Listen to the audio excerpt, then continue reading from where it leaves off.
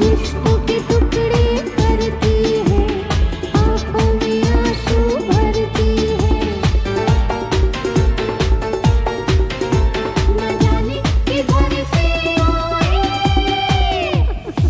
और छुप जाए सर पर हवाएं, बेदर्द हवाएं, हवाएं।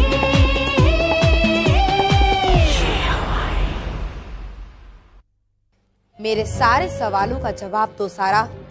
हाँ, ये सच है कि जुनैद समीर नहीं है।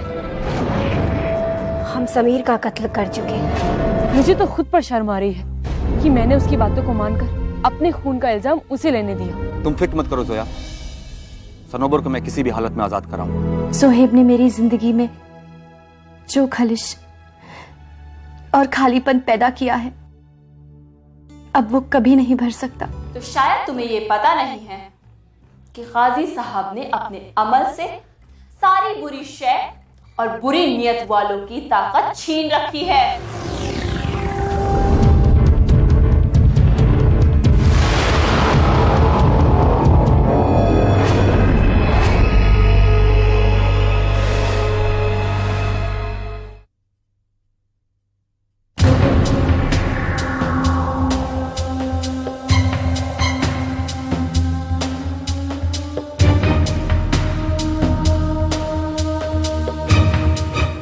क्यों, हो गई तसल्ली? अभी नहीं। अभी ये जानना बाकी है कि तुम हमारे बारे में क्या, कितना और कैसे जानते हो। चलिए, आपकी ये परेशानी भी दूर किया देता हूं। आपको तो वैसे सब कुछ याद होगा, फिर भी पुरानी यादों को ताजा किया देता हूं। मेरी एक दूर की मुंह बोली बहन थी। कहानी अगर आप सुनेंगे तो सब याद आ जाएगा। मैं अपनी उसी बहन की कुछ परेशानी दूर करने के लिए उसे समीर साहब से मिलवाने ले जा रहा था। तुम फिक्र बिल्कुल मत करो। अरे हम समीर साहब के मुलाजिम हैं और समीर साहब अपने वर्कर्स का बहुत अच्छे से ख्याल रखते हैं। बस तुम उनके सामने अपनी बात रखना। राहुल, राहुल प्लीज, कोई देख लेगा। राहुल प्लीज। पर सच कहूं राहुल, तुम्हारी बाहों में ना मुझे अलग से सुकून मिलता है। बेकरारी का आलम इस दिल से पूछो जिसकी हर धड़कन में सिर्फ तुम ही तुम। तुम मिली हो तो ये एहसास हुआ है दिल को कि मेरी ये उम्र मोहब्बत के लिए थोड़ी है। तुमसे जुदाई का तस्वुर भी कैसे करूं। मैंने आखिरी सांस भी तुम्हारे लिए रख छोड़ी। पर मेरी मजबूरी के बारे में सोचा है? समीर को उसके दौलत की वजह से मैं छोड़ नहीं सकती, और तुम्हारी मोहब्बत की वजह से तुमसे अलग नहीं हो सकती। राहुल, दो नाव पर सवार हूं मैं। डर लगता है कहीं डूब ना जाऊं। और समीर, अगर उसे कभी हमारे रिश्ते के बारे में पता चल गया तो?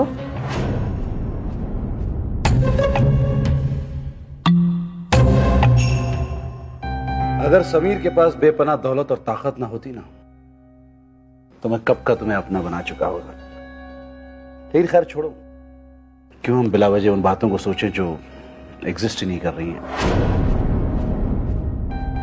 हकीकत यह है कि समीर इस वक्त गैर हाजिर है और पूरे 2 दिनों के लिए वो बाहर गया हुआ है। तो ये हसीन पल, ये सुहाने मौके किस्मत वालों को ही मिलते हैं, और हम इस मौके को लफ्जों में क्यों गवाएं। हाँ?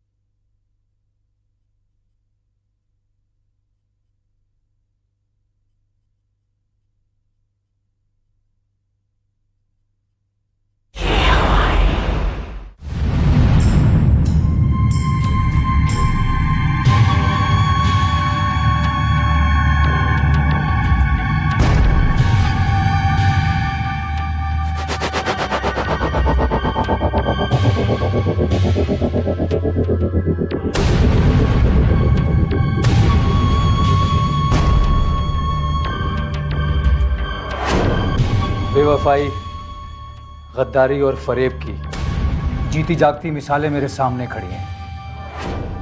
तुम्हारी अय्याशी में मैंने खलल डाल दिया, गुस्सा आ रहा है?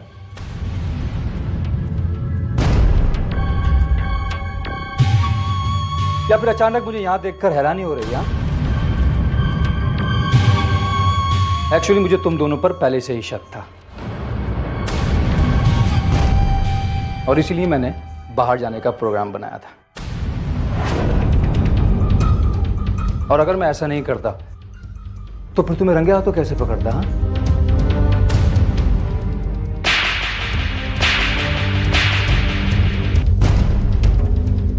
हाँ, दलील औरत, मैंने तुझे एक बात पहले समझाई थी ना कि मैं सब कुछ बर्दाश्त कर सकता हूं, बस धोखा नहीं।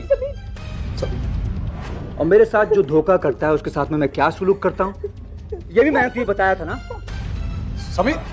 अब मैं तेरा वो हश्र करूंगा जो तूने अपने ख्वाबों ख्यालों में भी नहीं सोचा होगा।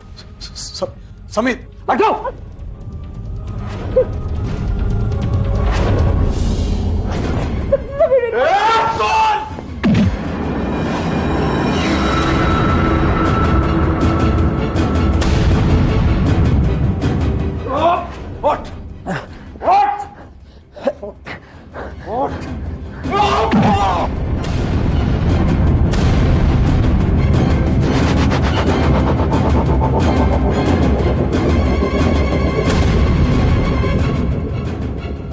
सब कुछ जानकर तुम जीने का हक खो चुके हो समीर, खो चुके हो।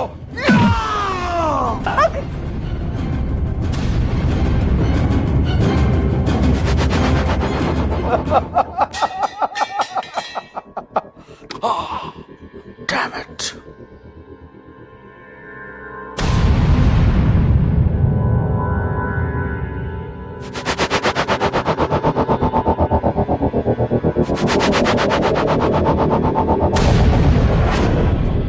राहुल,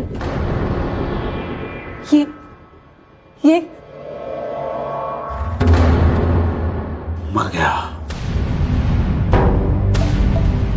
तुमने इसे मार डाला।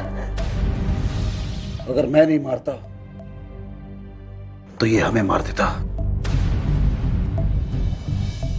डरने और घबराने की जरूरत नहीं है, अब सिर्फ लाश को ठिकाने लगाने का इंतजाम करना है।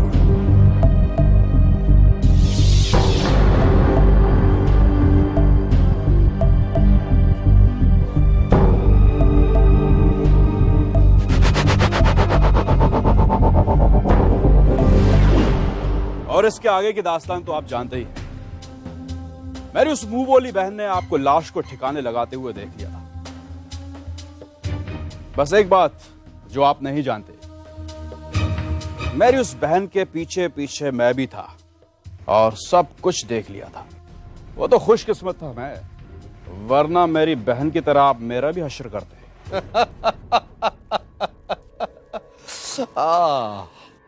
वाकई इस लम्हे तक तो तुम खुशकिस्मत हो। तुम्हारी बातचीत, तुम्हारे तौर तरीके से मुझे लगा था कि तुम बहुत शातिर इंसान हो, मगर तुमने तो मेरी सोच, मेरे पूरे मंसूबे पर पानी फेर दिया। बहुत कुछ जानते हो ना तुम हमारे बारे में। तुम्हें नहीं लगता कि इस राज का पर्दाफाश करके तुमने खुद के लिए परेशानी मोल ली है? लाश मेरे कब्जे में है, नोटों से भरा ये बैग मेरे सामने है और मुझे इस बात का भी इल्म है कि तुम हमारे लिए परेशानी का बायस बन सकते हो। तो क्यों ना मैं तुम्हें तुम्हारी बहन के पास ही पहुंचाने के लिए तुम्हारे लिए आसानी कर दूं, ताकि तुम इस परेशानी की जिंदगी से हमेशा के लिए आजाद हो जाओ।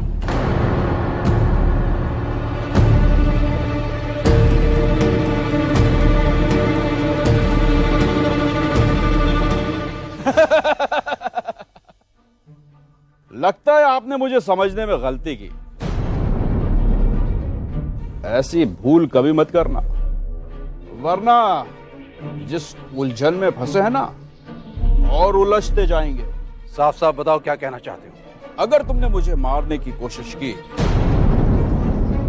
तो समीर साहब के कत्ल से जुड़े हुए सारे सबूत पुलिस स्टेशन पहुंच जाएंगे। सबूत? कैसे सबूत?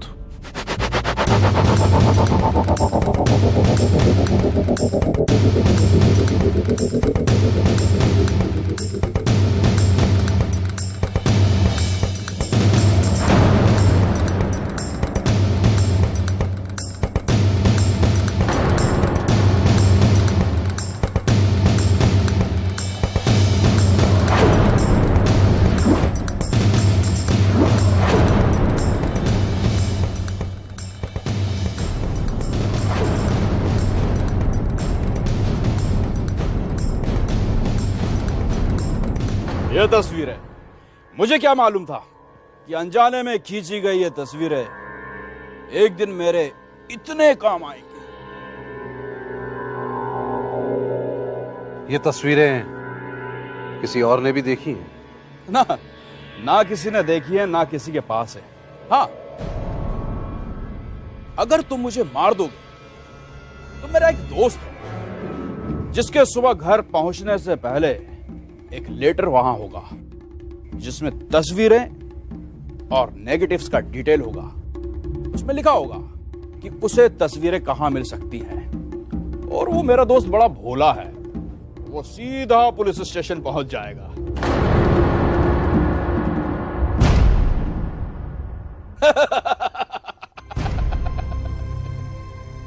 अब तुम्हारी मर्जी, चाहो तो मुझे मार दो, अगर छोड़ दोगे तो मेरे दोस्त के पुलिस स्टेशन पहुंचने से पहले मैं वो लेटर हासिल कर लूंगा। और सुनो, ऐसी बेहुदा बचकानी हरकतें मेरे सामने मत करना, समझे? और भी कई आइडिया है मेरे पास। और हां, जब भी मुझे जरूरत पड़े मेरी मदद करते रहना।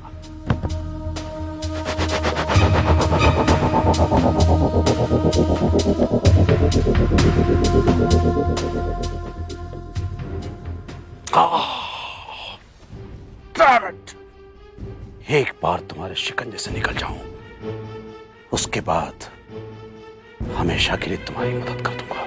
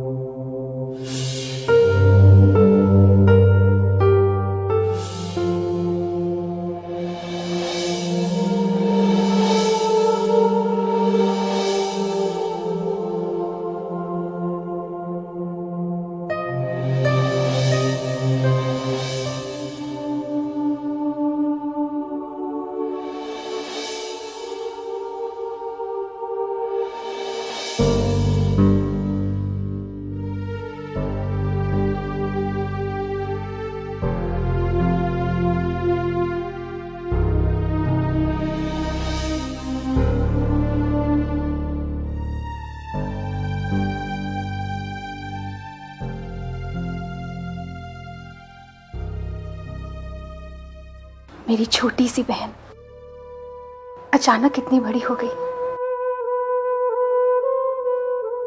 मेरे सारे फर्ज, सारी जिम्मेदारियां अपने कंधों पे उठा ली। तुमसे जुड़ा हर रिश्ता तुम्हें पाकर अपने आप को खुशकिस्मत समझेगा।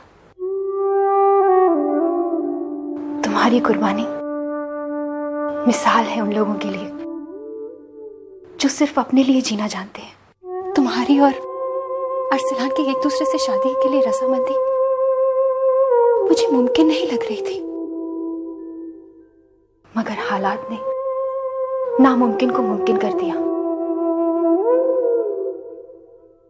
आज मैं बहुत खुश हूं सादिया,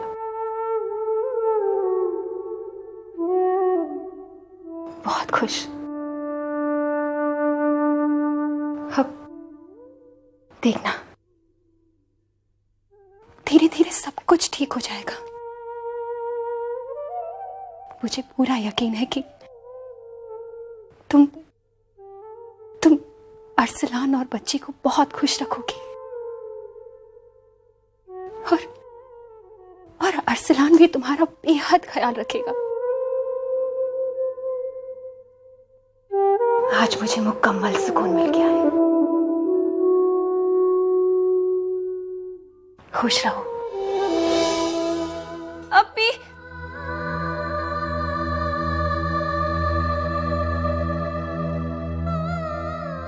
इसी तरह ख्वाब में आकर मिलती रहना अपी।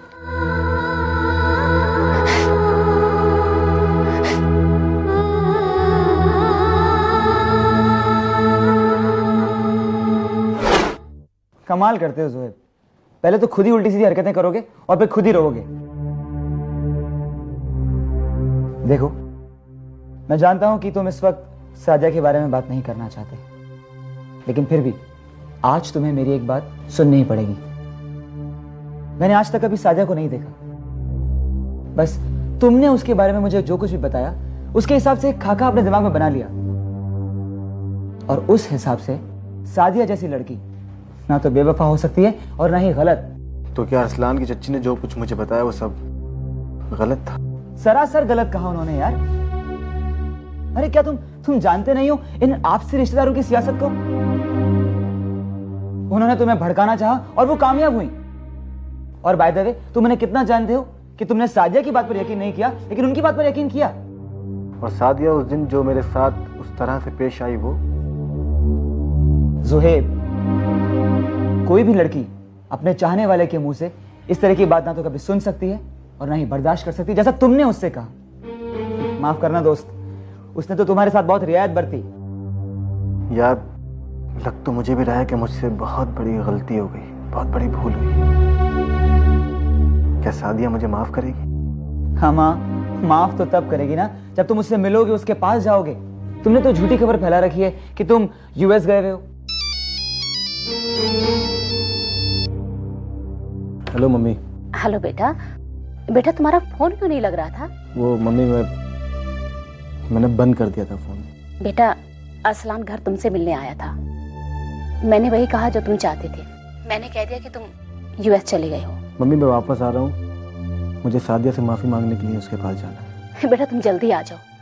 मैंने सुना है अरसलान और सादिया की शादी हो रही है। क्या? हेलो बेटा।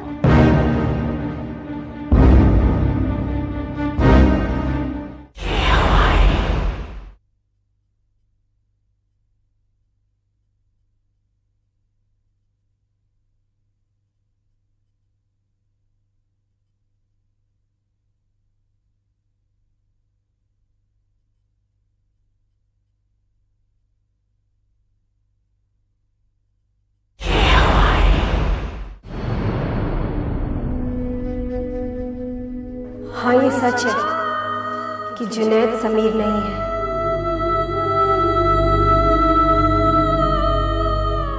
हम समीर का कत्ल कर चुके हैं। राहुल ने जानबूझकर डॉक्टर जुनैद का चेहरा समीर में तब्दील कर दिया था ताकि हम कत्ल के इल्जाम से बच सके, और डॉक्टर जुनैद पर समीर के कत्ल का इल्जाम आए और हमें समीर की सारी दौलत हासिल हो जाए।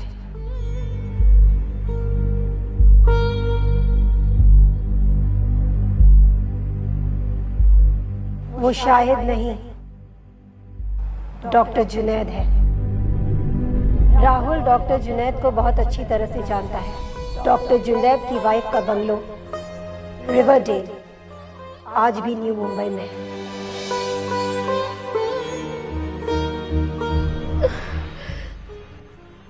कहीं शाहिद की मोहब्बत ने सच पर ना एतबार करने पर मजबूर तो नहीं कर दिया मुझे।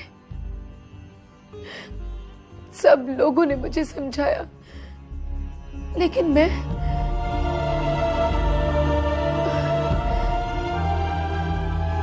अब मुझे हकीकत मान लेनी चाहिए, जान लेनी चाहिए कि सच्चाई आखिर है क्या।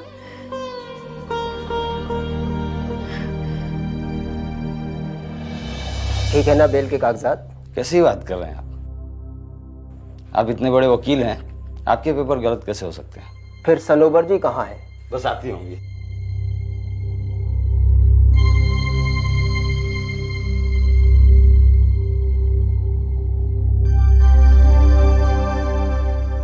लीजिए साइन कर। साइन।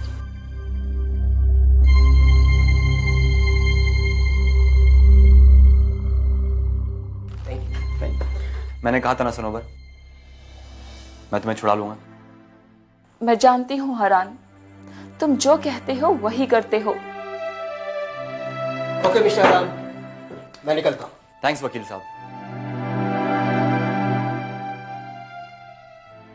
मैं तुम्हारी गुनहगार हूँ जोया, हो सके तो मुझे माफ कर देना।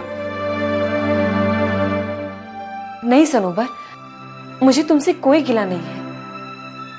तुम कितनी अच्छी हो जोया। जुदा होने से पहले मेरे दिल पे से बोझ भी उतार दिया। सनोबर, तुमसे किसने कहा कि हम जुदा हो रहे हैं? मैं तुम्हें अपने साथ लेने आई हूं। तुम मेरे साथ मेरे घर पर रहोगी। तुम्हारी मोहब्बत और शराफत मुझे अपने आप से नफरत करा रही है। मुझे जाने दो जोया, मुझे जाने दो। मैं अपना कोई भी ठिकाना ढूंढ लूंगी। सनोबर, तुम्हें कोई ठिकाना ढूंढने की जरूरत नहीं है। तुम कहीं नहीं जा सकती। तुम मेरे साथ मेरे घर पर रहोगी। लेकिन सनोबर, मैं भी ये चाहता हूं कि तुम जोया की बात मानो। हाँ सनोबर, चलो ना। थैंक यू इंस्पेक्टर साहब।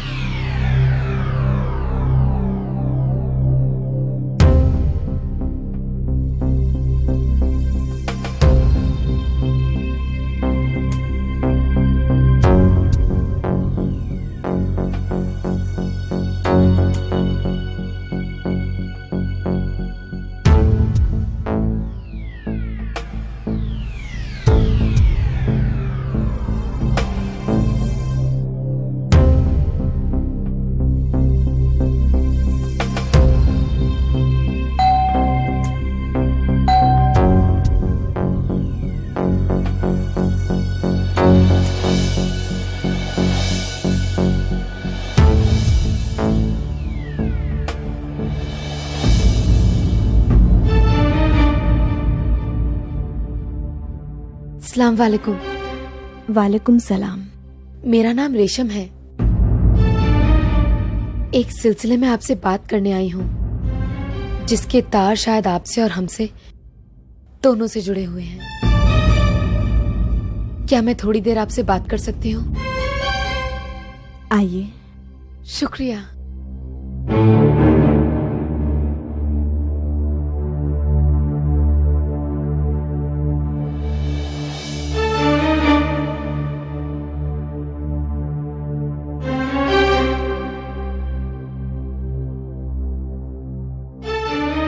बैठिए। शुक्रिया। जी कहिए। मैं आपसे पूछना चाह रही थी कि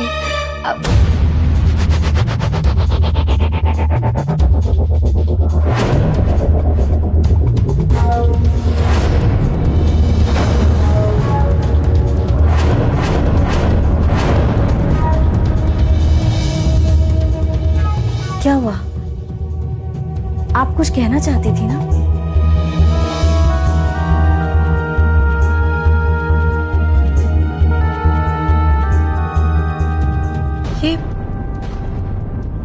ये कौन है?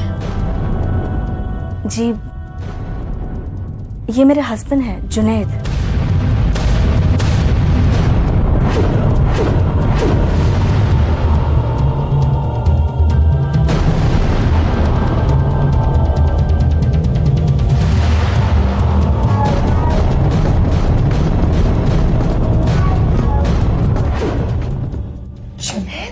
हाँ, आप इन्हें जानती हैं? देखिए, मैं आपके सारे सवालों का जवाब दूंगी। आप पहले मुझे प्लीज अपने और इनके बारे में कुछ बताइए। क्या मतलब?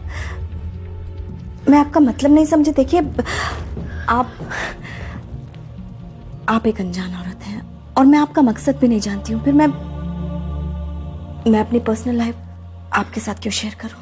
क्योंकि ये आपके, मेरे और जुनैद के, हम तीनों के हक में बेहतर होगा, इसलिए। क्या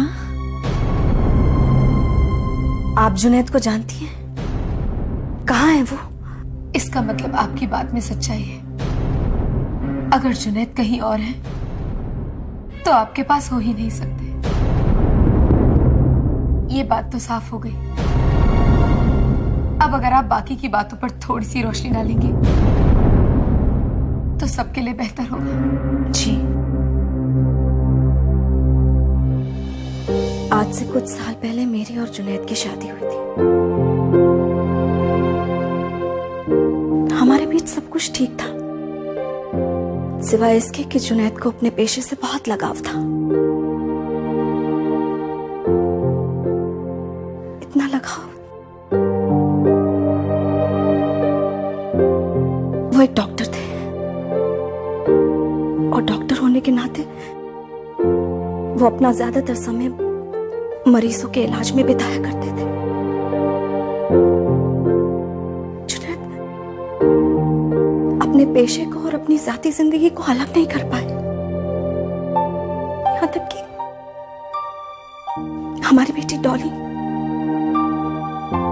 उसके मन में यही हसरत रह गई कि वो अपने पापा के साथ वक्त गुजार सके, थोड़ा वक्त। बस इसी बात को लेकर हम दोनों के बीच में झगड़े होने लगे और मैं डॉली को लेकर अपने माँ बाबा और भाई के पास चली गई।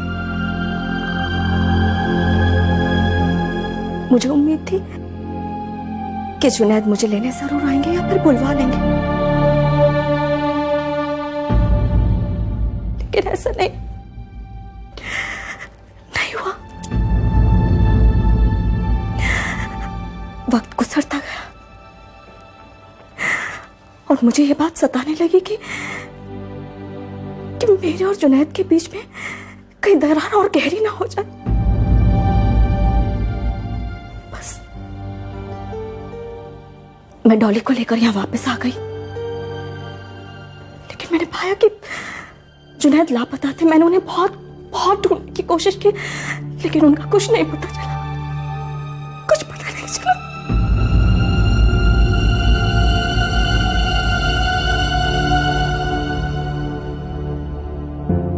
आपके आंसू इस बात के गवाह हैं कि आप आज भी उनसे बेपनाह मोहब्बत करती हैं। करती है ना? करती। यहाँ आने से पहले मैं खुद कर सो गई थी। मैंने अल्लाह से दुआ की कि ये सब सच ना हो, लेकिन यकीन मानिए ये सब सच है। ये जानकर अब मुझे खुशी हुई। तो अब तो आप मुझे जुनैद के पास लेके चलेंगे ना? जी हाँ, मैं खुद आपको जुनैद के पास लेकर जाऊंगी, लेकिन रास्ते में मुझे आपको जुनैद के बारे में बहुत सी बातें बतानी है, जिसे सुनकर शायद आपको बहुत ताज्जुब होगा, लेकिन आपके लिए जानना जरूरी है। चलिए चलिए।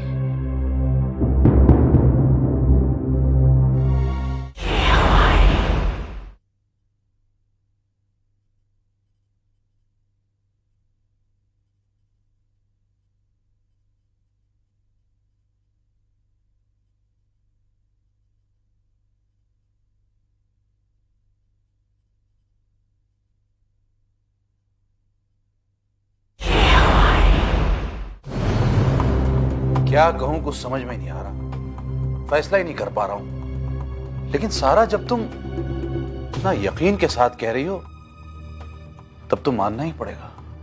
हाँ राहुल, मैं सच कह रही हूँ। रेशम के साथ मैंने ये सब दूसरी बार देखा है, जैसे कि खुद पर कोई कंट्रोल ही नहीं रहता।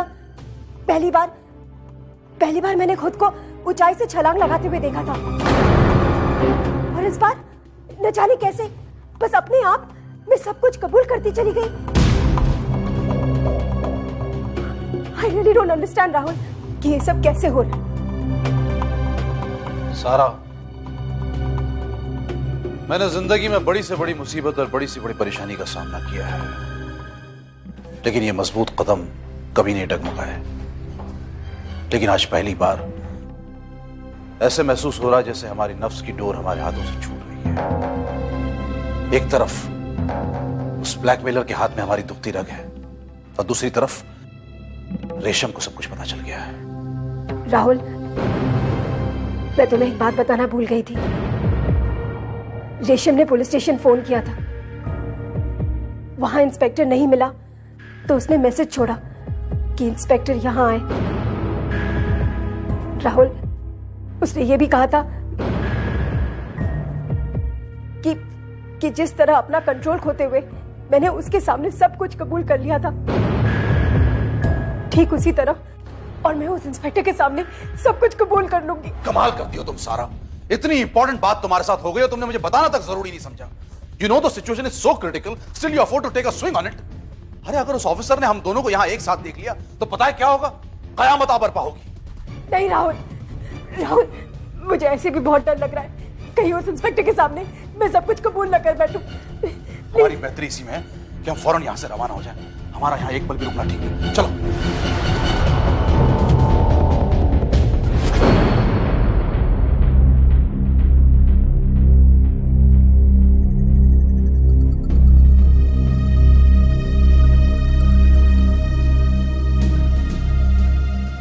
मैं आपके लिए चाय लाई हूं।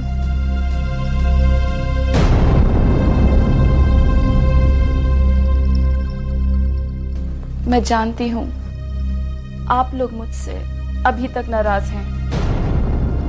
दरअसल बचपन में ही मैंने अपने माँ बाप को खो दिया था, इसलिए नहीं जानती थी औलाद की तकलीफ माँ बाप पर क्या असर डालती है।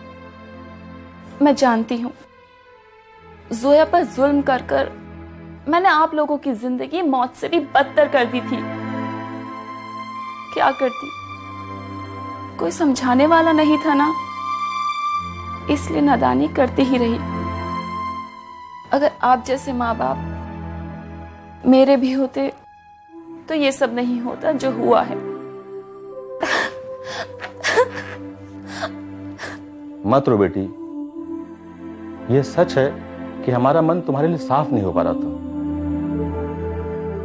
ऐसी कोई बात थी जो हमें समझ में नहीं आ रही थी। दरअसल हमें तुम्हारा नजरिया भी समझना चाहिए था। हम सब जानते हैं कि तुमने किन हालात में क्या क्या किया है। दरअसल तुम्हारा दिमाग भटक गया था, इसलिए तुमने गलत रास्ता अख्तियार किया। और हाँ, बात हमारी जोया से जुड़ी थी, इसलिए हमें तुम्हें कबूल करना मुश्किल हो रहा था। मगर अब तुम मुतमईन हो जाओ। दरअसल अब हम सब तुम्हारे साथ हैं। मैं सफिया को समझा दूंगा। क्या आपने मुझे वाकई माफ कर दिया?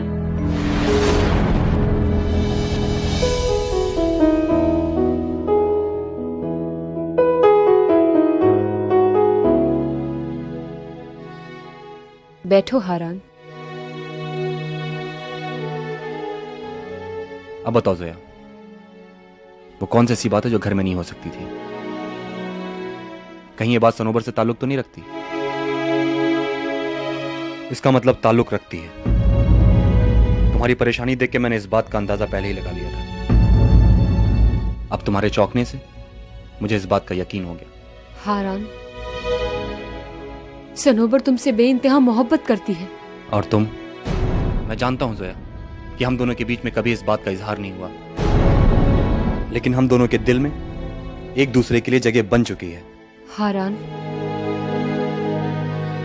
अब इन बातों का कोई मतलब नहीं है।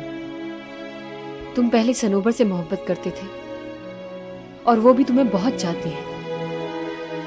जिस वजह से तुमने सनोबर को छोड़ा था वो भी अब खत्म हो चुकी है।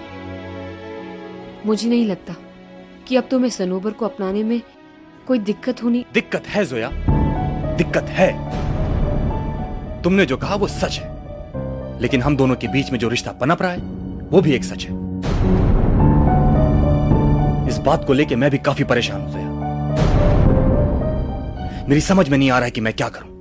हारान, इस बात का एक ही हल है कि हम दोनों एक दूसरे को भूल जाए। हारान,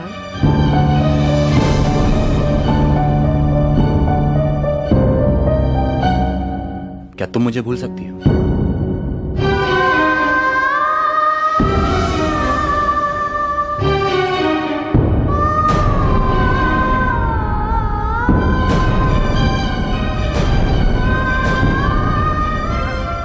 पता नहीं हारान।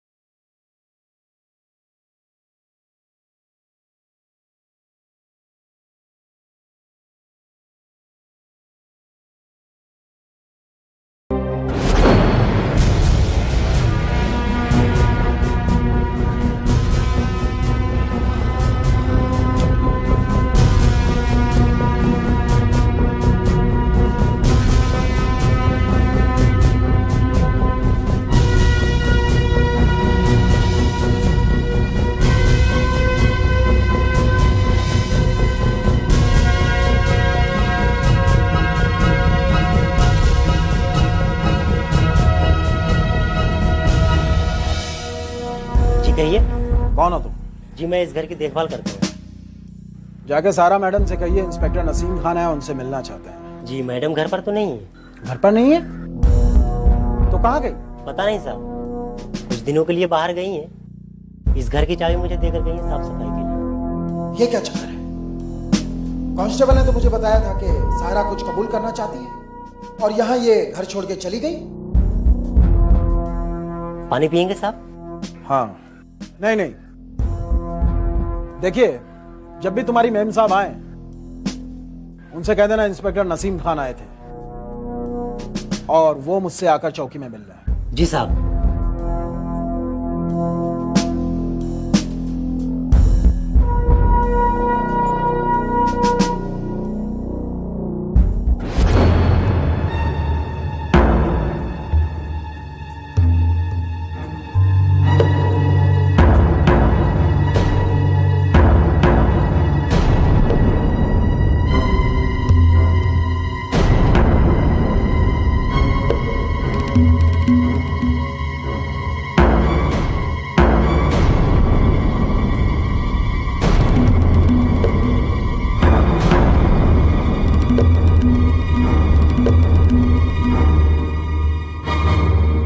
हम लोग यही समझ रहे थे कि हमारा शाहिद हमारे पास है, एक झूठ के सहारे अपने इर्द गिर्द।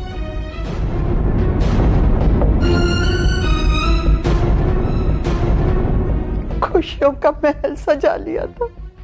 ये क्या कह रही हैं अम्मी आप?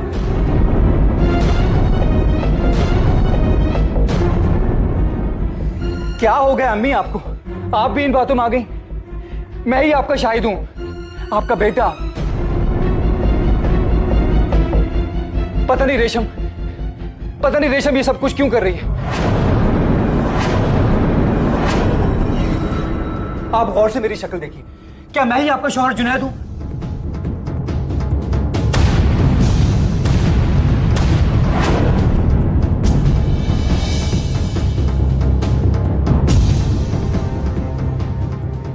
नहीं, मेरा जुनैद की ऐसी शक्ल नहीं थी। मैंने कहा ना राबिया, एक्सीडेंट के बाद सर्जरी में इनकी शक्ल बदल गई है। रेशम, तुम क्यों ऐसा कर रही हो? क्यों अपनी सोच, अपनी जबान जबरदस्ती इसके नाम कर रही हो?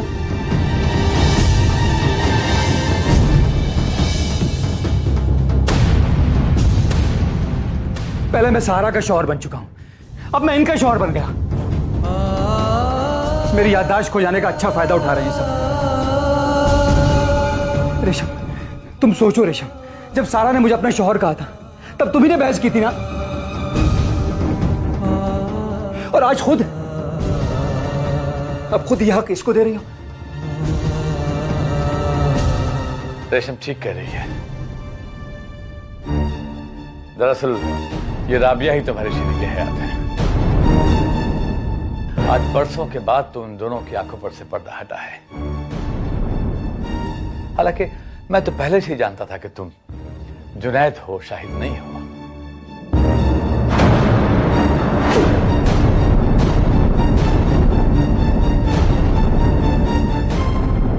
लेकिन इन दोनों के जज्बात को और दिलो दिमाग को ठेस ना पहुंचे, बस बेटे, इसलिए मैं खामोश था।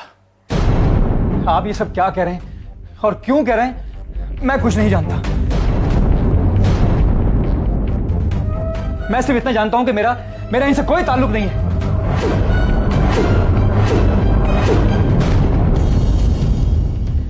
मेरा ताल्लुक इस घर से है, मैं इन्हें नहीं जानता।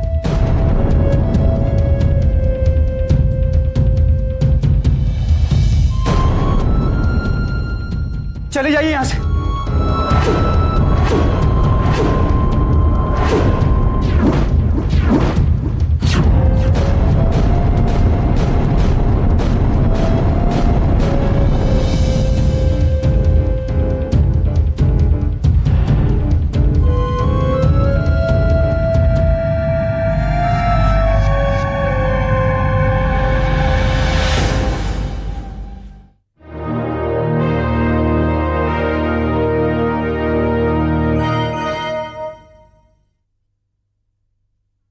इतने दिनों में आपके और हमारे बीच एक साफ सुथरा रिश्ता तो कायम हो ही चुका है, लेकिन उस रिश्ते का क्या जो बरसों से आपके और आपकी बीवी के बीच में है। झूठ है ये सब। मैं इस कहानी को नहीं मानता। रेशम, मेरा यकीन करो, मेरा किसी और से कोई रिश्ता नहीं है।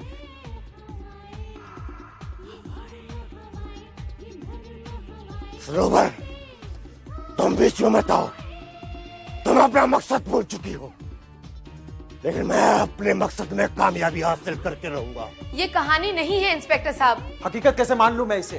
कोई इतना बड़ा जुर्म करके आसानी से पुलिस के सामने नहीं कबूलेगा। अब शक की सुई मुझसे घूमकर रेशम पर अटकेगी।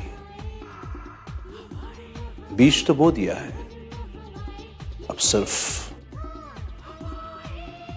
फसल काटनी है।